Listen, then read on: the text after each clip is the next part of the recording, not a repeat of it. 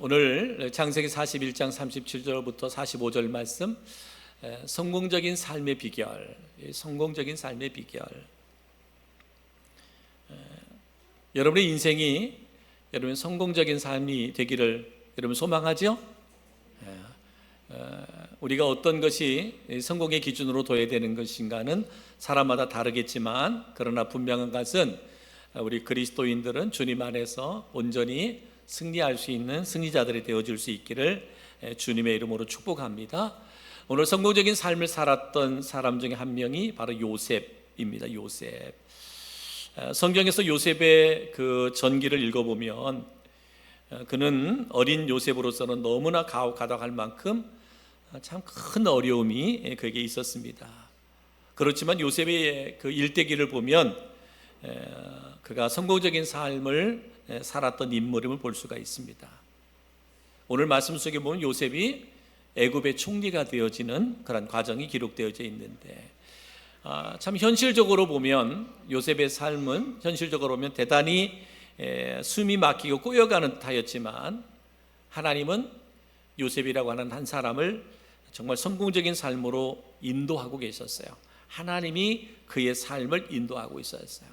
그러니까 요셉에게 있어서는 그 삶이 정말 어릴 때부터 그의 삶이 꼬이고 꼬이는 삶이었던 것 같은데, 그런데 하나님 편에서는 요셉을 성공적인 삶으로 인도하고 있었다라고 하는 거죠. 그러니까 어떻게 보면 요셉이 살아가는 삶과 또 하나님이 이끄시는 삶은 이와 같이 다른 거예요. 우리가 현실적으로 살아갈 때 어쩌면 요셉처럼 그 인생이 꼬이는 인생일 같고 숨 막히는 인생 같을지라도, 그런데 여러분, 하나님이 여전히 그의 사랑하는 백성들, 우리 성도들을 하나님의 성공적인 삶으로 이끌어가고 있다는 이 사실 앞에 여러분들 순종함으로 나아가는 은혜가 있기를 주님의 이름으로 축복합니다. 그러면 요셉이 이와 같이 성공의 삶을 살 수 있었던 비결이 무엇일까? 성공의 삶을 살 수 있는 비결이 무엇일까 하는 것은, 첫 번째는 뭐예요? 환난 중에도 하나님을 의지했다라고 하는 거예요. 이 고난 중에도, 그죠? 고난 중에도 하나님을 의지했다. 우리 구역장 인도자들 찬양 가운데서도 하나님을 의지했다라고 하는 찬양의 가사가 나오는 걸 봤는데, 그렇습니다. 환난 중에도 하나님을 의지한 그런 결과가 성공적인 삶의 비결이었다라고 하는 거죠.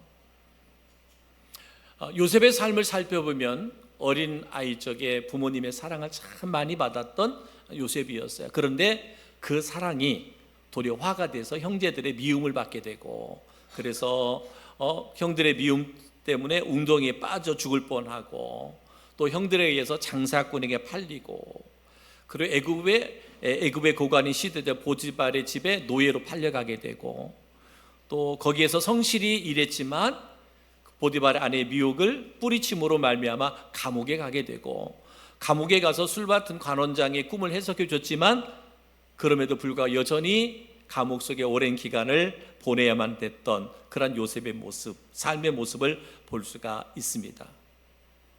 어쩌면 요셉의 삶은 가혹하고 억울한 일들이 계속 찾아왔습니다. 그런데 이런 상황 가운데서도 요셉은 누구를 원망하지 않았고 하나님의 말씀에 대한 신앙이 흔들리지 않았다는 거예요. 어린 아이였고 어린 아이에서부터 이렇게 쭉 자라오는 과정 가운데 정말 이루 말할 수 없는 고난과 고통이 요셉에게 찾아왔지만 누구를 원망하지 않았다. 그리고 하나님에 대한 신앙이 흔들리지 않았다. 흔들리지 않았다. 오직 하나님 말을 바라고 하나님 말을 의지하는 믿음의 삶을 살았다. 오늘 말씀 속에서도 우리가 오전에도 주님만 바라봐라, 주님만 바라봐라 말씀했던 것처럼 이와 같은 믿음의 삶을 살았을 때 하나님께서 요셉이라고 하는 인물을 애굽의 총리까지 올려주셨습니다. 세상적으로 보면 이보다 더 큰 성공이 없잖아요. 이보다 큰 성공이 없습니다.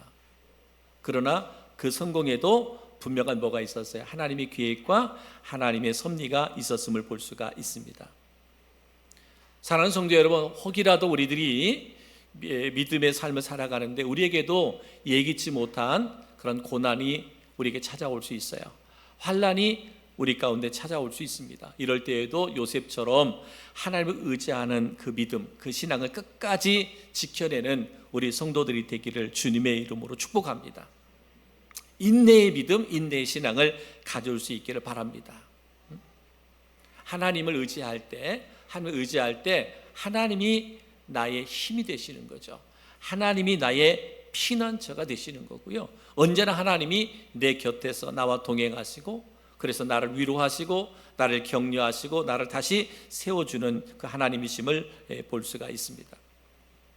시편 60편에 보면 시편 60편의 기자는 이렇게 말합니다. 하나님께서 이스라엘의 패배와 고난을 허락하신 이유를 묵상하며 내가 겸손히 하나님께 돌아가야 함을 일깨워줬다라고 말합니다. 이스라엘 백성들이 끊임없는 패배와 고난을 겪었어요. 근데 시편의 기자가 고백하는 것은 이 고난을 허락하신 이유를 묵상하는 거예요. 왜 이스라엘에게 이런 고난과 이런 패배가 찾아왔을까? 그러면서 깨달은 것이 뭐예요? 내가 겸손하게 하나님께 돌아가야 함을 알게 됐다.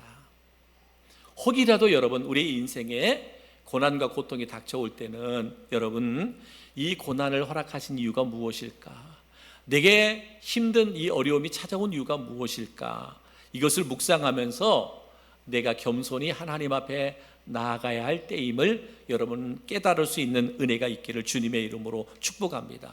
왜냐하면 우리의 모든 상황을 주관하시는 분이 하나님이세요. 어려움 속에서 그분의 도움을 구해야 한다는 메시지예요. 고난이 닥칠 때, 위기가 닥칠 때, 때로는 우리에게 패배가 닥쳐왔을 때 그것으로 인해서 절망하고 낙심하는 것이 아니라 하나님께서 왜 고난을 허락해 주셨을까? 이것을 묵상하면서 내가 하나님 앞에 더 겸손히 나가고 하나님의 도우심을 구하는 때이구나. 하나님만을 의지하는, 고난의 때 하나님의 의지하는 거예요. 예?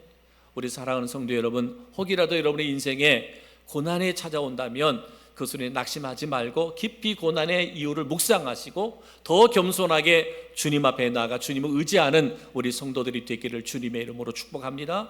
또한 시편 61편에서는요, 시편의 기자는 이렇게 말합니다. 고난 중에 하나님께 나아가야 한다는 교훈을 주셨어요. 고난 중에 하나님께 나아가야 된다. 자신의 필요와 슬픔을 하나님께 솔직히 드러내면서 그분의 보호와 위로를 구하는 거예요. 힘들고 어려울 때 하나님 앞에 나아가 주님 바라보고 주님 의지하고 주님 앞에 나아가 나의 삶을 정직하게 하나님 앞에 내려놓을 수 있어야 된다. 하나님 앞에. 우리가 예수님 믿고 신앙으로 살아가지만 우리의 삶에는 내가 해결할 수 없는 수없이 많은 일들이 우리 앞에 다가오거든요. 그럴 때 뭐예요?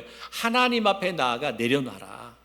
하나님 앞에 뭐예요? 믿음으로 고백하라는 거예요. 솔직하게, 정직하게, 진실하게 고백하라는 거예요. 하나님의 보호하심과 하나님의 위로를 구해라. 이 말씀은 내가 하나님께 나의 마음을 열고 그분의 응답을 기대해야 된다는 거예요. 여러분, 하나님 앞에서 내 마음을 닫으면 안 돼. 아까 고난이 있을 때 뭐라 그랬어요? 우리가 고난을 묵상하면서 주님 바라보라 그랬잖아요. 의지하라 그랬잖아요. 그러면 그럴 때 뭐예요? 주님 앞에 나아가서 내 마음을 닫으면 안 돼요. 내 마음을 열어야 돼. 하나님 앞에서 내 마음을 토해내야 돼요. 아픔은 아픈 대로 아픔을 토해낼 수 있어야 돼요.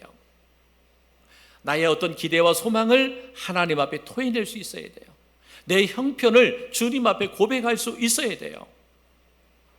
이것이 기도잖아요. 그래서 하나님께서는 나의 이러한 기도를 듣고 나를 안전한 것으로 인도하신다는 그 믿음을 가져라. 나의 모든 것을 하나님 앞에 내어 맡길 때 하나님께서 우리를 선한 길로 인도하신다라고 하는 믿음을 가져라. 바로 시편의 기자, 시편 62편을 기록했던 기자는 이렇게 고백하는 거예요. 또 시편 62편에서는 이렇게 말합니다. 하나님만이 나의 소망임을 강조하고 있어요. 하나님만이 나의 소망이다. 세상의 불확실성과 유혹 속에서도 오직 하나님만 의지해야 한다고 충고하는데 우리는 자주 세상의 것들에 의지하려는 유혹을 받을 때가 많아요. 당장 눈에 보여지는 것, 그죠? 눈에 보여지는 것을 의지하고 그것을 바라볼 때가 많습니다. 이 말씀은 뭐예요? 그 많은 세상의 것, 눈에 보여지는 것을 의지하고자 하는 유혹을 받지만 이 말씀은 오직 하나님만이 우리의 진정한 도움이고 방패라는 사실을 잊지 마라. 세상에 필요 없다는 게 아니고요. 세상에 필요 없다는 게 아니라 어렵고 힘들 때 눈에 보이는 세상 것 의지하고 세상 것 바라보고 주님 잃어버리지 말라는 거예요. 하나님만이 나의 도움이고 하나님만이 나의 방패라는 사실을 잊어버리지 마라. 우리의 그 모든 삶에서 뭐예요?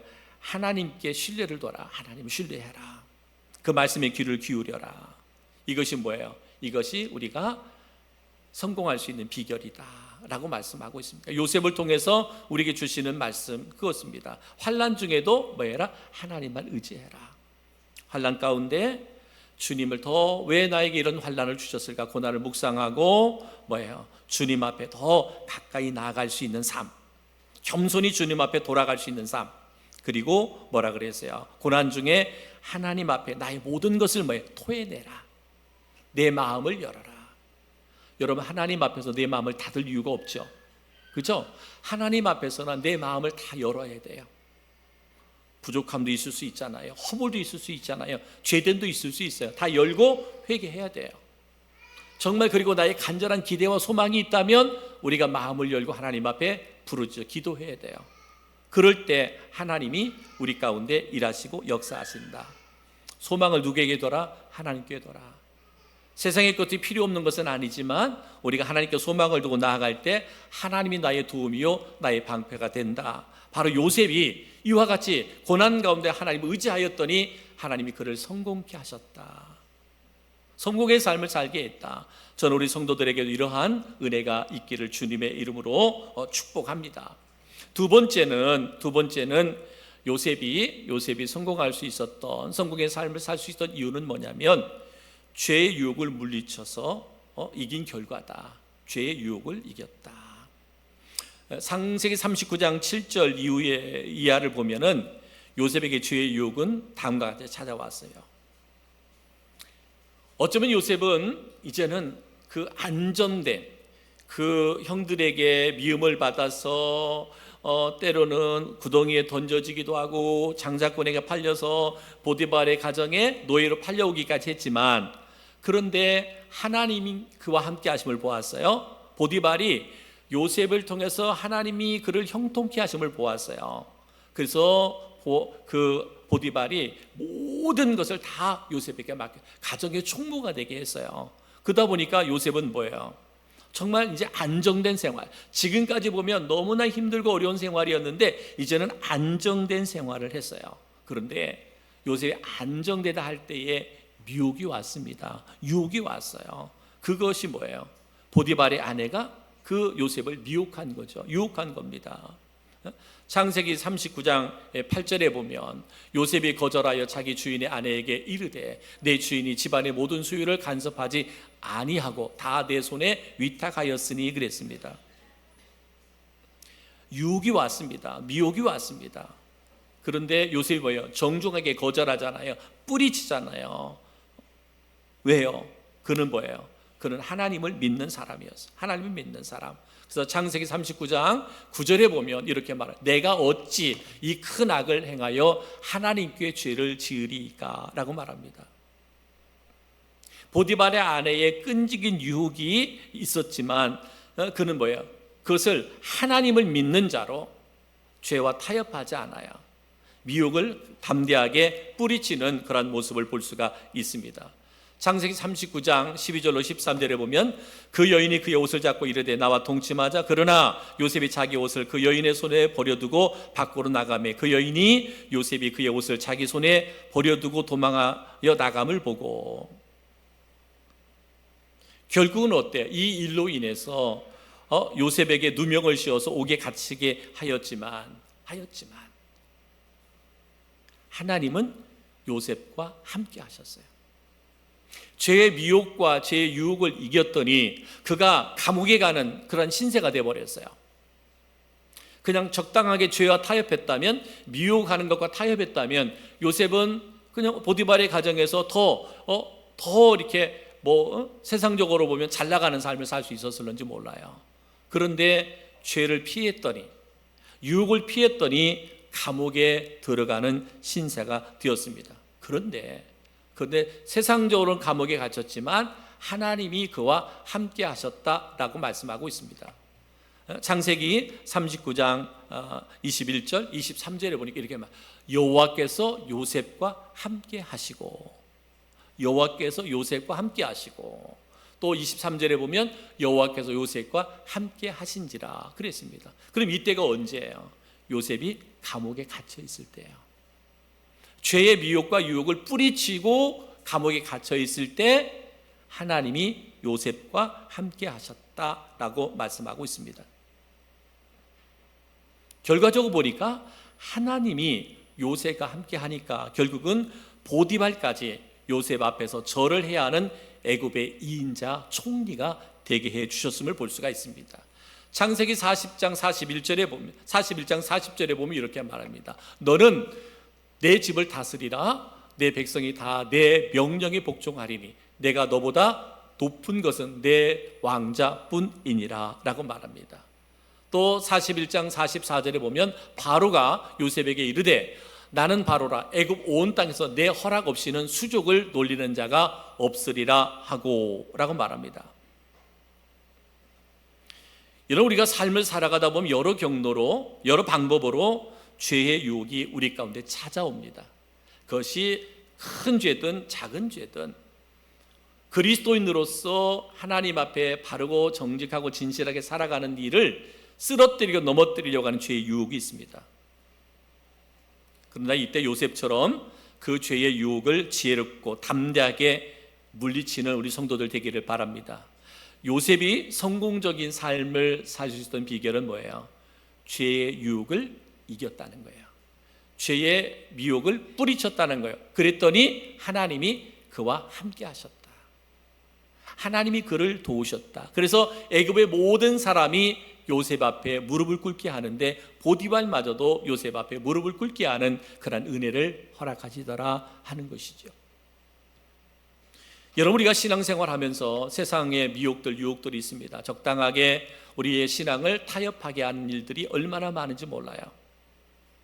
사단은 그렇게 우리를 미혹하고 유혹합니다.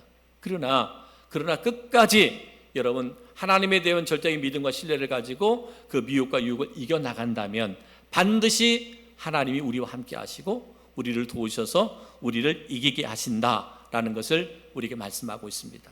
세 번째는 뭐냐? 세 번째는 뭐니까 요셉이 그렇게 성공적인 삶을 살 수 있었던 이유 중에 하나는 뭐냐면 그가 성실하게 모든 일들을 감당했다. 성실하게. 그런 많은 그 어려움을 겪었잖아요. 많은 어려움을 겪었는데 어려움을 겪는 과정 가운데서 바로 요셉은 그 주어진 상황 속에서 성실했다라고 말합니다. 정직하고 진실했다 말합니다. 삶을 거짓으로 살지 않았어요. 보디발의 가정에 노예로 팔려갔지만 거기에서도 그는 성실한 삶을 살았어요. 비록 그가 억울하게 감옥에 갇히기도 했지만 감옥 속에서 그는 성실하게 살았습니다. 진실하게 살았습니다. 정직하게 살았습니다. 보디발의 집에서 노예로서, 감옥에서는 모범수로 하나님이 주신 지혜를 사용함에 있어서 꿈을 해석하는 등 오직 하나님의 이름의 영광을 위하여 일한 사람이었어요. 하나님의 영광을 위해서 일한 사람. 그래서 하나님께서 그를 당대의 최고의 자리까지 하나님께서 올려주셨어요. 사랑하는 성도 여러분, 우리가 영의 삶이든 육의 삶이든 가정의 삶이든 직장이든 사업장이든 우리 학생들은 학생이든 어디든지 우리는 그리스도인으로 성실하게 살아야 됩니다. 그죠? 정직하고 진실되게 살아야 돼요. 열심을 다해야 돼요. 그럴 때 하나님이 그를 높여주시는 거예요. 하나님이 그를 존귀하게 해주시는 거예요. 영적으로 게으르지 않기를 바랍니다. 육의 삶에서 게으르지 않기를 바랍니다. 내게 주어진 일이 그것이 어느 것이든 무슨 일이든 내게 맡겨진 일에 최선을 다하고 성실하면 하나님께서 그의 인생을 성공적인 인생을 살게 하신다라고 말씀하고 있습니다. 마지막에 네 번째를 보니까 그랬습니다. 그가 성공적인 삶을 살 수 있었던 이유는 뭐냐면 하나님의 영에 감동된 사람이었다라고 말합니다. 하나님의 영에 감동된 사람. 창세기 41장 38절에 이렇게 말합니다. 바로가 그의 신하들에게 이르되 이와 같이 하나님의 영에 감동된 사람을 우리가 어찌 찾을 수 있으려 하고 그랬어요. 애굽의 왕 바로가 보니까 요셉은 뭐예요? 하나님의 영에 감동된 사람이더라. 여러분, 바로는 하나님을 믿는 사람이 아니잖아요. 세상의 사람이잖아요. 육의 사람이잖아요. 어쩌면 이방 신을, 우상을 섬기는 사람이에요. 근데 그의 눈에 요셉을 보니까 뭐였어요? 하나님의 영에 감동된 사람이더라. 우리가 지난주에도 말씀드렸잖아요. 그치, 지난주에 뭐예요? 안디옥 사람들이 성도들을 향하여 비로소 뭐예요? 그리스도인이라 불렀다 그랬잖아요. 안 믿는 세상의 사람들이 안디옥 교회 성도들을 보면서 그들을 그리스도인이다 불러주셨어요. 오늘 바로가 요셉을 볼 때 바로 하나님의 영에 감동된 사람.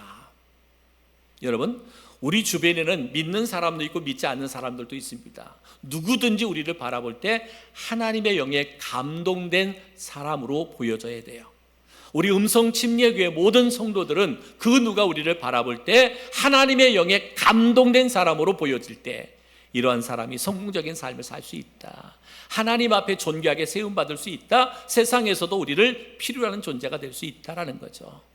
여러분 생각해 보십시오. 요셉이 애굽의 총리가 된다는 것은 사람의 생각으로는, 사람의 계획으로는 불가능한 일이에요. 할 수 없는 일입니다. 근데 하나님이 하시잖아요. 하나님이 하시잖아요. 그 일을 하시잖아요. 오늘 누구? 바로의 마음을 움직이잖아요. 바로의 마음에 요셉을 보니까 뭐야? 하나님의 영에 감동된 사람, 이런 사람을 어떻게 찾을 수 있느냐라고 말합니다.